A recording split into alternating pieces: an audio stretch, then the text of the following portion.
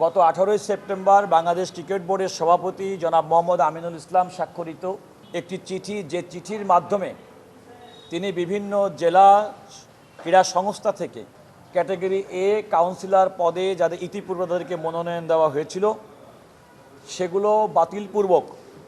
নতুন করে কাউন্সিলর চেয়ে যে চিঠি দিয়েছিলেন ক্রীড়া সচিব বরাবর এবং বিভিন্ন জেলা ক্রীড়া সংস্থাকে চিঠি লিখেছিলেন।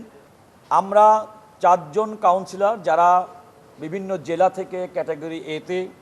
মনোনীত হয়েছিলাম তাদের পক্ষ থেকে আজকে সুপ্রিম কোর্টের হাইকোর্ট বিভাগে একটি রিট পিটিশন দায়ের করেছে। আদালত আমাদেরকে শুনেছেন, একই সঙ্গে রাষ্ট্রের পক্ষে অতিরিক্ত অ্যাটর্নি জেনারেল এবং ডেপুটি অ্যাটর্নি জেনারেলের সঙ্গে দীর্ঘক্ষণ শুনানি হয়েছে, আপনারা দেখেছেন, এবং জনাব আরশাদুর রউফ ভারপ্রাপ্ত অ্যাটর্নি জেনারেলের বক্তব্য, উভয় পক্ষের বক্তব্য শুনেছে। আমাদের উভয় পক্ষের বক্তব্য শুনে আদালত এই মর্মে রুল ইস্যু করেছেন যে বাংলাদেশ ক্রিকেট বোর্ডের সভাপতি জনাব মোহাম্মদ আমিনুল ইসলাম কর্তৃক স্বাক্ষরিত 18 সেপ্টেম্বরের চিঠি, যে চিঠির মাধ্যমে তিনি পূর্বের মনোনয়ন বাতিল করে নতুন করে কাউন্সিলর মনোনয়নের জন্য নির্দেশনা দিয়েছিলেন, সেটি কেন অবৈধ, ক্ষমতা বহির্ভূত হবে না। আদালত একই সঙ্গে সেই চিঠির কার্যকারিতা, অর্থাৎ 18 সেপ্টেম্বর জনাব আমিনুল ইসলামের স্বাক্ষরিত চিঠির কার্যকারিতা, যেটি তিনি ক্রীড়া সচিব বরাবর এবং বিভিন্ন জেলা সংস্থার